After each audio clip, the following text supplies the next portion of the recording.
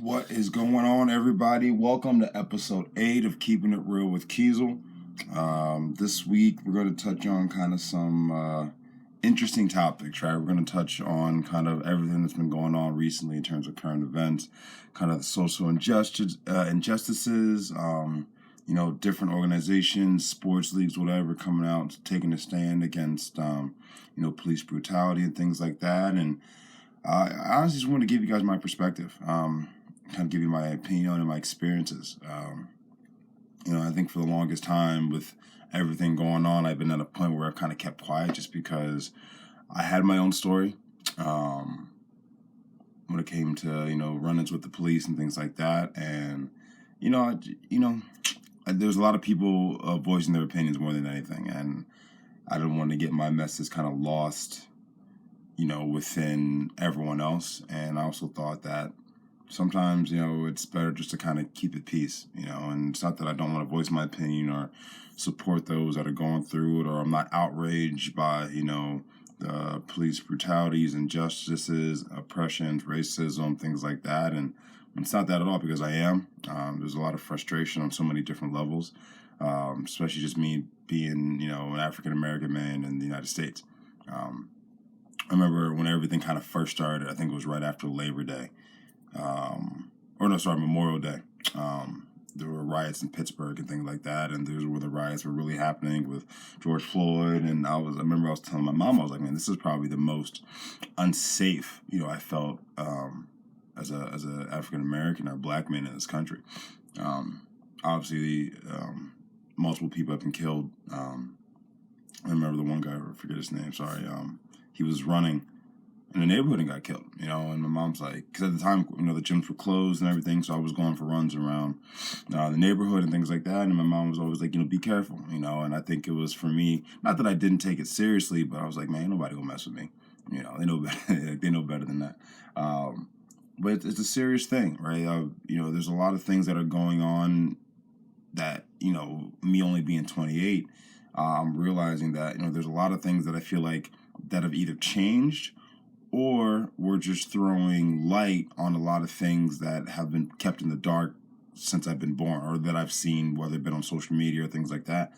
And I think it's a very interesting topic, right? And I definitely want to kind of dive into my perspective on it, things like that. And I think one of the biggest things for me is kind of tell you guys my story and the kind of interaction, the one bad interaction that I had with police before. So I was in Providence, Rhode Island. I was in school. It was like my fall sophomore year. And I forget who we were playing, but it was the night before a game. And we always had a team meal at this restaurant called Paragon on Thayer Street in Providence. And we would take the vans over or whatever. We came back to school, had a quick team meeting, and me and I think one or two of my teammates, we went back to Thayer Street because there was a frozen yogurt place there. So we're there, going back there and got some frozen yogurt, and just everything was normal. And then one of my teammates actually lived down the street, so he's asking if I can drop him off. Like, yeah, no problem. So, I drop him off at his place. Me, my other teammate, I think I had another teammate in the back. We were all headed back to campus, right? And as I'm driving up the hill, you know how like when you're driving and you kind of just look in cars just to see what's there, what kind of car that is, and yeah. So I'm driving up the hill. I look to my left and I see a car that had two. When I finally realized the kind of car it was like an unmarked police car. And I see that there were two officers sitting in it. I was like, that doesn't bother me. You can do whatever you want. I don't care. So I was minding my own business. I was going back to campus. So drive up the hill. And then you ever look and you drive past a police officer and you always look in your rear view to see if they're going to come out. Right. So that's what I did. It's just a natural habit. I turn back and I see that they make a quick U-turn. So I'm like, all right, here we go. All right. I got to the stop sign. I made a right. Like I'm heading back to campus, and a car follows me. And I couldn't even tell you who my roommate, my teammates I had in the car. But I'm telling them, I'm like, hey, I think we're about to get pulled over. And they were like, by who? I was like, it's an unmarked car behind me. And they were like, no, we're not. I was like, all right, cool, watch. All right, so calmly, typical traffic stop line. I take the stop sign, and then I make a right as I'm going back to campus, and lights come on, right? I told you guys, right? So pull over. We're in the neighborhood or whatever, and I was always taught, in dealing with the law, yes sir, no sir, keep it moving, right? So as I start to get pulled over, whatever, I get all my information out, I get my driver's license and registration, insurance, and all that good things or whatever. And I'm waiting for the police officer to come up. I got them. I think the windows were rolled up. Yeah, windows rolled up. So I'm sitting in the car. I see the police officer get out of the car. I got one on my right, one on the driver's side, and the police officer opened my car door. And first of all, that never happened before, because anytime I got pulled over for speeding, they were just roll down the window, whatever. This guy pulled up my car door, and first time experience this, I'm like, bro, what are you doing? You know what I'm saying? I was like, whatever. I was like, can I help you, officer? And he was like, where are you guys going? I'm like, oh, we're just headed back to school. And he was like, where do you guys go to school? I was like, we go to Providence College. And there was like a smirk of like disbelief on his face. And, in traditional, traffic stops or whatever the case is, they ask for at least driver's license, registration, things like that. And none of that was asked whatsoever. And the guy was like, you have your school ID on you. I'm just like, yeah, sure. You know what I'm saying? Give my school ID. Mind you, just got done a team meal, right? Pre-game meal. I'm literally decked out in Providence stuff. Like it says Providence polo. I got a Providence jacket on. Like everything says Providence. Like I'm not like a diehard fan. Like, I go to school. And guy, give him my school ID. Doesn't take it back to the car. Doesn't run it or anything like that. Just looks at my ID. Gives it back to me. And it's just like, what did he say? He was like, yeah, there's been like a lot of, issues in this area or whatever. We just, do a normal traffic stop. I'm like, sounds good, sir. Whatever, right? And mind you, I lived in that area over the summer. It's actually a really nice area. It's on Brown's campus. And all of you that don't know what Brown University is, one of the, most pristine universities in the United States, is the Ivy League school. You don't think they would put Brown's campus in the middle of the hood, right? I didn't think so. But anyway, and, I had people in the car with me, and, they were like, that was like really illegal. I was like, what was? And they were like, can't open somebody's car door. And like I said, didn't ask for my license, didn't ask for my registration, didn't ask for anything like that, right? So there's a lot of things that a lot of red flags are going up at this point, right? And I'm just like, why? And to be fair, I can't speculate, what I'm saying, I didn't press charge or anything like that. I'm just like, man, I'm ready to go back to campus. Like, as a human being, you feel a little bit, demoralized or less than a human when somebody's like, just not doing what they should be doing in terms of, taking the oath in terms of whatever they do in terms of the law enforcement. And I know a lot of people have different views on, police and things like that. And I have, multiple friends that are police officers. I think one of my best friends that I played with at Providence is a police officer in Boston, right? I know a couple of people that I actually coached at different universities are in the law enforcement. And I know those are good people, right? Now, I'm not saying that all police officers are bad, but with everything, and I'm sure I'm not the only one, right? I've talked to multiple other people that have had run-ins with the law, and like there's been things that haven't been done to code. And to be fair, none of us, like I said, I don't know what code is. I don't know what's right and what's wrong. I just know that you can't be opening my door and asking for my school ID on some, BS of like this area's had a lot of issues. I'm like, sir, like I go to college, like you can call wherever you want to prove that.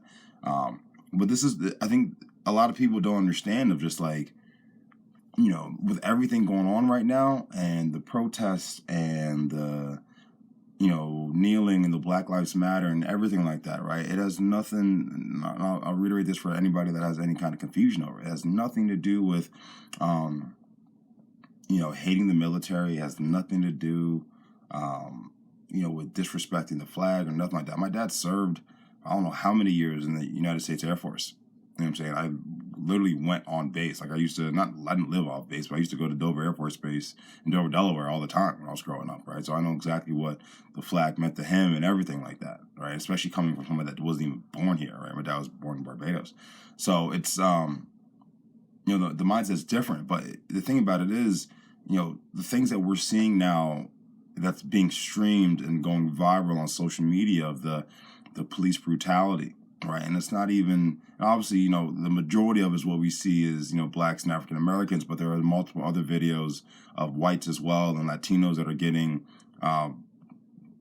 absolutely brutalized for people from officers that aren't doing anything, right? And things like that, even my own experience doesn't sit well with me. I'm just like, man, like, if I knew what to do in that situation, I would have done it, right? I'm a 21-year-old kid. Actually, yeah, what was I? No, I was a 20-year-old kid in a different state, just going to school to play soccer, just going back to campus after getting froyo.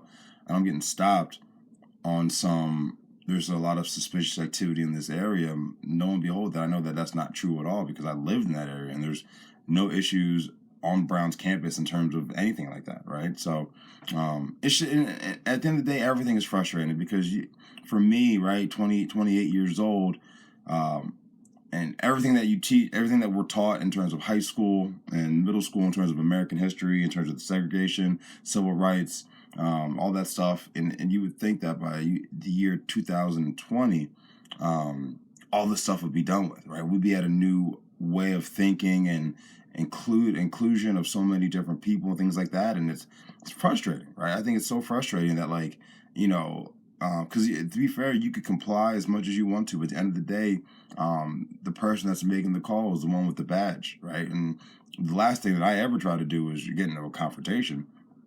Even when I first got my car when I was 16, I had a conversation with both my parents that anytime that, I get stopped by the police, especially if it's at night, right? Make sure you roll down all your windows. You turn all the lights on in the car so they can see exactly what's going on. Your hands are at 10 and 2. All your information is in your lap, and it's yes sir, no sir, and that's it, right? No back talk, no smack talk, no sarcasm, nothing like that. Because they were saying, growing up was like they will, lock you up.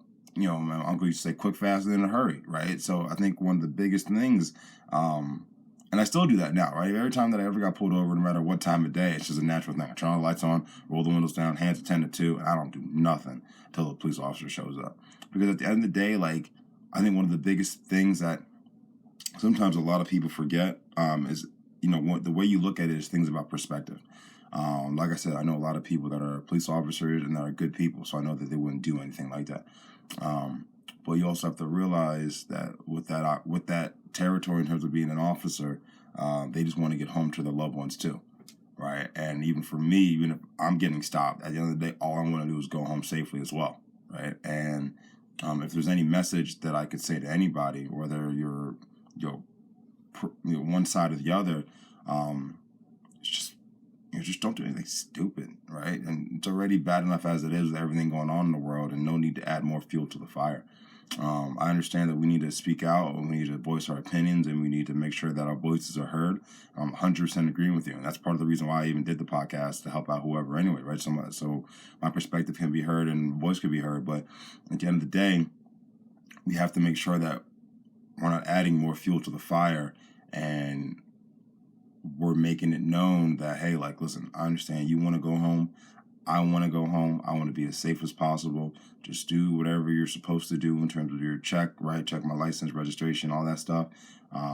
Tell me what I did wrong, and then we go from there, right? Now, if I disagree with you, you're saying it's something outlandish or whatever, you're saying that I fit a description, you know what I'm saying? I'm sure I can come up with some way to prove to you that I wasn't at that point in time, whatever the case is, but making sure that, we do it with the utmost respect. And we're making sure that we're doing things by the book, and I'm not saying that you need to fall by hold your self-pride, and when things are being wrong, you don't speak out about it. But remember, at the end of the day, everyone wants to go home safely, right? And I think another topic that I definitely want to touch on with this episode is kind of, how we are as a country in terms of racism, right? Racism, I can tell you guys an example. 2016, I was playing for Harrisburg, right? And we were away game at FC Cincinnati.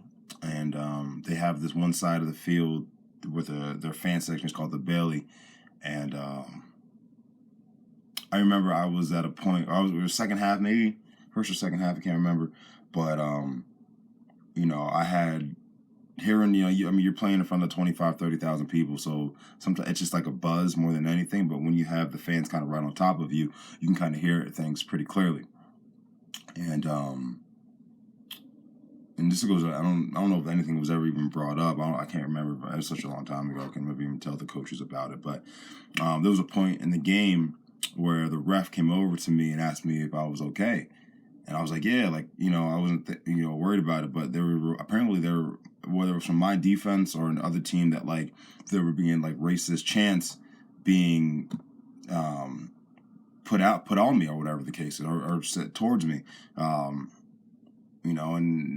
no, and there's no, I'm not giving anybody any credit by any way, shape, or form, but, I was wearing all yellow, right? And I was me being black, it was the whole gorilla, banana, things like that. And like,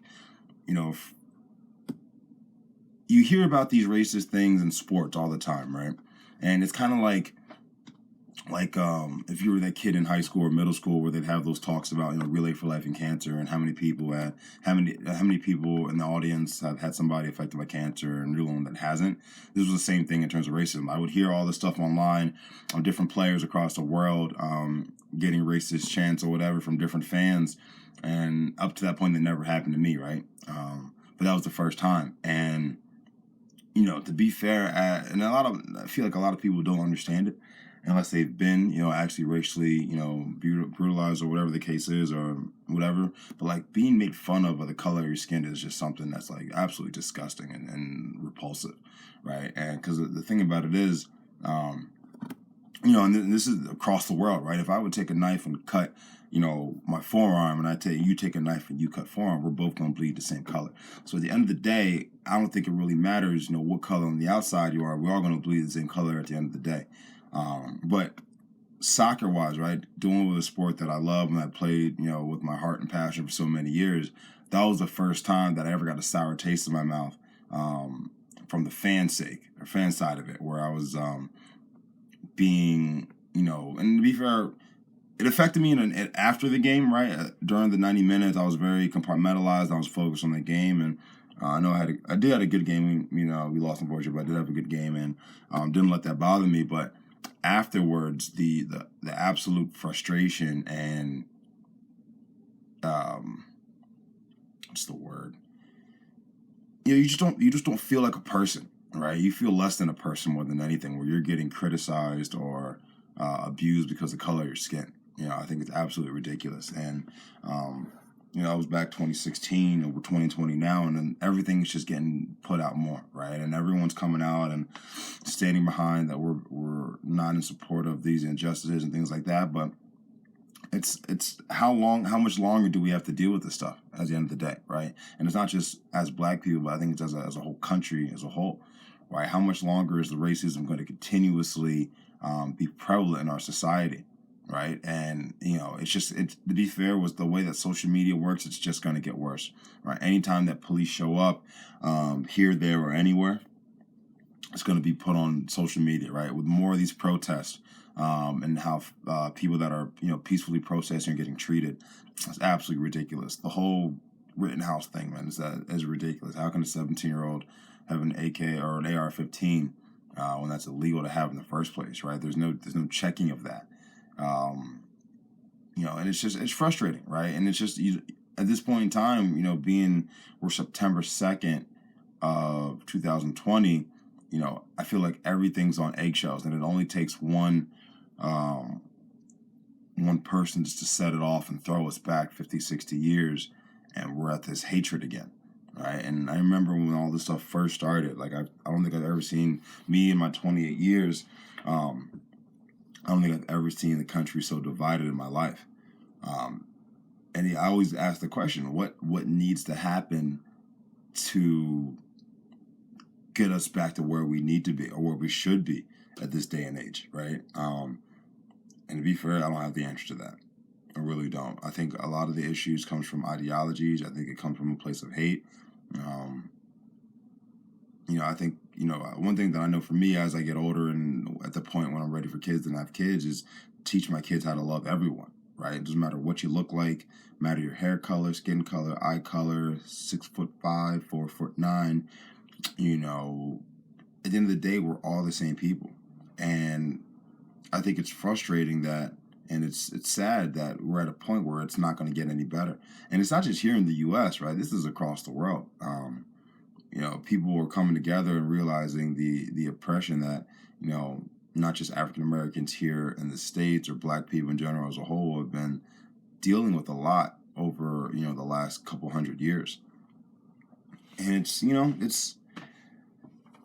interesting, right? It's interesting. And even now, right, even talk to you guys today, anytime that, I'm riding around or driving around to go here or go there, anytime that I see, a police vehicle, whatever the case is, like, it's always, looking over my shoulder, making sure I'm doing everything. It's like a subconscious, like, I need to slow down. I need to make sure I'm not doing anything like that makes me suspicious or makes me fit a description or anything like that, right? It's just now this whole subconscious that we have to teach ourselves, that we're like, hey, like, if you're in any type of situation where you got to figure out what's going on, or make sure you're good, because you don't want to be the next one on Instagram of being a victim of police brutality for something that you didn't even do, right? And I think for me, like, listen, anytime that I see police sirens, bro, I'm going the opposite way. I'm not even trying to involve myself in that stuff, right? And at the end of the day, like, I'm not saying, and I don't want to make this sound like all police officers are bad, because they're not. I know they're not, right? But with the consistent things that I've seen over the last probably couple of years, probably since the start of Trayvon Martin, it makes the interaction uneasy, right? And I'm sure I'm not the only one, right? It makes the perception fearful, because I don't want to be the next one, right? It makes just living just the every day-to-day life have a little bit more fear to it, because you don't know if something's going to happen and you're fearing for your life because of, somebody, whether telling a lie, blaming you for something you didn't do, or anything in between. And it's and to be fair, I obviously I know I'm doing the podcast and things like that, but like I said, I know other people that have lived a lot longer than me that have been dealing through it their entire lives, right? And I'm not the only one. They're not the only one. It's just, for what I see from my perspective, in my past experiences that I had in Providence, and dealing with it in sports, it's something that makes everything, so much harder to deal with, in terms of just living day by day, and the last thing that I want for anybody is to deal with what's going on here right now, is because it's just not a good place to be, right? And I think we got to come together as a country, we have to come together as a society, one, to make sure that our voices are heard. And I think a lot of the whether it's politicians, celebrities, athletes, things like that, have come out and have voiced their opinion, and or even businesses, companies, corporations, that they're not standing for injustices, police brutality, and things like that. And it's great, right? I think that's one small step that we are making, but we still have so much longer. We have so further to go to even get anywhere closer to a level playing field, right? And you can look at so many different statistics and things like that traditionally minorities get less in terms of opportunities, in terms of the workplace, or pay structure, or whatever the case is, right? And there's so many things that we can hit on so many different avenues to help this get to a level playing field. And I know I have friends that are all different races, right, that either believe the same thing or not. And to be fair, I'm not a political person more than anything. So whether you're Republican, Democrat, Independent, Biden, Trump, anything in between, right, at the end of the day, to me, that doesn't matter. But, I think it does matter that collectively we need to come together and realize that, like, things that we see on social media in terms of these videos aren't right. And you could twist it any way, shape, or form. There's also so many other officers, not just here in this country, but also around the world, that can de-escalate a situation without, one, pulling a handgun out, or two, doing bodily bodily harm, to the person that's either in trouble, causing issues, or things like that. Right now, obviously, I understand, like I said, everyone wants to go home at the end of the day safely, and they have a gun for a reason. That's to protect themselves. We have to make sure that protection is going towards the right use, and it's not used in a matter that's unjust more than anything. I think everyone, no matter how bad people are, has the opportunity to get themselves heard, right? And I don't know how everyone feels about that, but people do things for certain reasons, right? And it's not just because whatever. There's a there's a thought process behind it, right? We all do things for certain reasons, right? And it's kind of based off past experiences. People hate because they were taught to hate, right? Nobody's ever taught. Nobody's people love because they were taught to love, and people hate because they were taught to hate, right? When babies are born, they don't know what anything is, right? They learn that from the what's it called? Their surroundings, right? Their upbringings, what their parents hear, their family members hear, their close friends hear, and that's how they shape their ideologies and what they think is right and wrong and things like that. So if you have people that hate a certain type of demographic of people and they were brought up on hate, I mean, that's just kind of self-explanatory.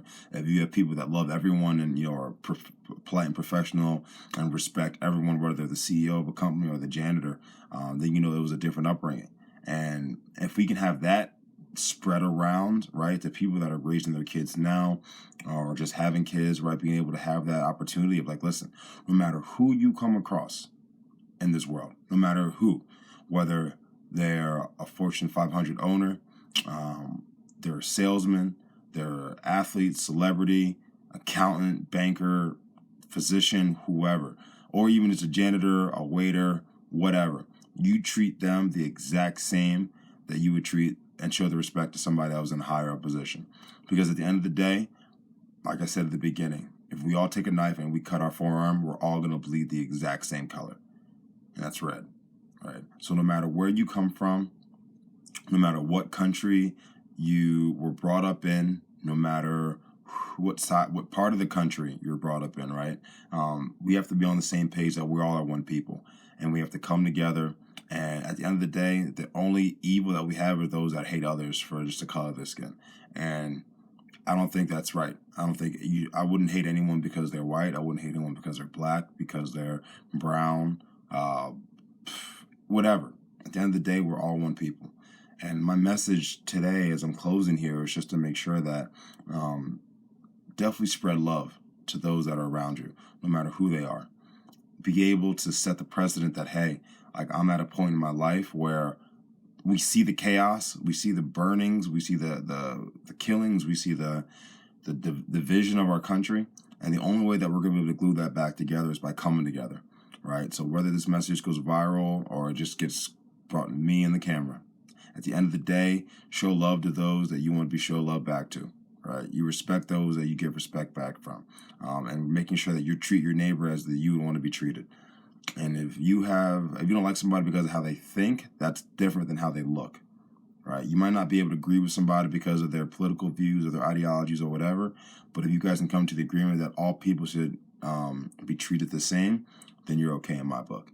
And I think that's one of the biggest things we have to continuously preach, not just to ourselves that are older, but also to the next generation.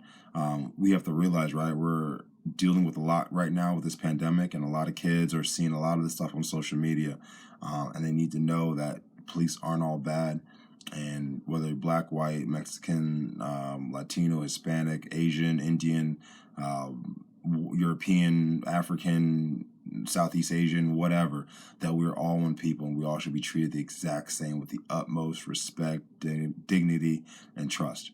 Right, and the color of your skin shouldn't sway your opinion on somebody one way or the other. Now, if they're a bad person, different story. But never to pass judgment based off of someone looks, because they might be the nicest person in the world. I had people, even I kid you not, even when I was on Providence, I used to walk down the street on campus, and I would see people literally hop on the other side of the sidewalk to avoid walking next to me. I'm like, listen, that's your ideology. If you think I'm a dangerous person wearing Providence College athletic stuff on campus, that's on you. But I know for a fact that I'm a great person. I'm a nice guy. And just because of the color of my skin, you shouldn't feel intimidated, right? Because my skin isn't intimidating. It just makes me an awesome person more than anything. And I'm very comfortable in my skin. And I love everything about who I am as a person. Now, as I finish up, I just want to make sure that everyone knows that this is something that I'm passionate about. I'm all for change. I'm all for all of us being on the same playing field, making sure that we're all together in this and we're all going to continuously grow as a country, as a community, and we're looking for the positives. We have to get rid of the bad apples more than anything, because those are the people that aren't going to make society any better. And we have to come collectively to do that. But listen, I definitely thank each and every one of you again for listening. Keeping It Real with Kiesel, episode 8. You can follow on all social media outlets, Instagram, Twitter, Facebook. Keeping It Real KB.